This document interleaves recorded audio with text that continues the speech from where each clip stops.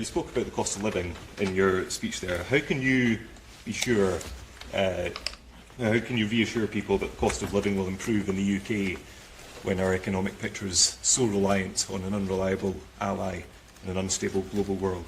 By taking the approach that I've set out today. Some people appear to make the argument that what happens internationally is irrelevant to the cost of living issues that are faced across this country. I'm well aware that for all the volatility in the world, and we've seen plenty of that in the first few weeks of this year, the issue that is of central concern to families and communities across the country is the cost of living. Wherever you go in the country and ask people what their number one concern is, they will say it's the cost of living, and therefore we have to address it. We address it in a number of ways. Firstly, by taking the measures to stabilise the economy so that inflation coming down, interest rates coming down, and protecting family budgets is crucial to that. By being active where markets fail, stepping in on energy bills, rail fares, prescription charges, etc. But also by working relentlessly on matters that are international, because the impact of what's happening internationally on what's happening domestically is obvious, it's real, it's probably more direct now than it's been at any time most of us can remember, and therefore it would be a dereliction of duty on the cost of living not to be engaged on the international stage. Thank you, Prime Minister. You mentioned in your joint letter the risk of a downward spiral if this issue isn't resolved. I just wondered if you could explain what you meant by that. And linked to that, do you think it's regrettable that the EU is talking about the possibility of serious trade reprisals and therefore risking a trade war? Firstly, what I meant by the downward spiral is the potential for this to cause huge damage for the UK, whether that's in a trade war or the weakening of alliances.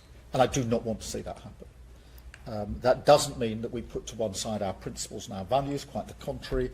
We're very clear about what they are, which is why I wanted to have this press conference this morning and to affirm those principles and values that we apply. In relation to the EU, look, firstly, we're coordinating very closely with the EU. I spoke to a number of EU leaders last night.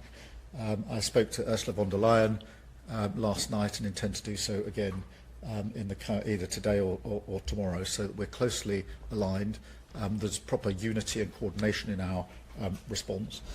They will decide exactly what they will do next during the course of today and the coming days.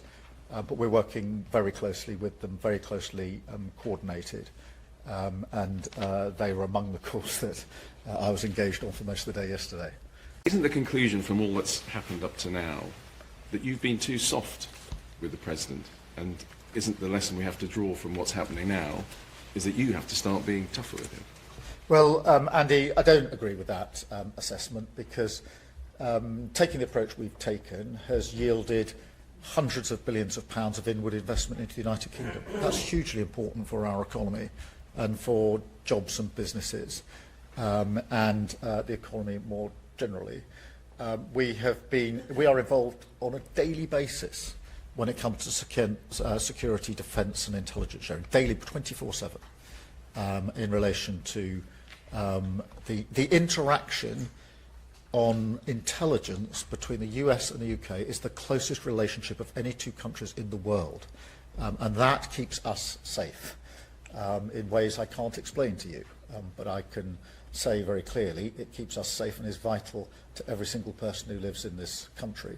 And of course, before we got to the better trading arrangements on cars, on pharmaceuticals, etc., many people were urging me not to take the approach that we did, but we did take the approach we did, and we got better trading terms. That's why I'm taking the approach I am to this situation, to ensure that we focus on what's in our national interest.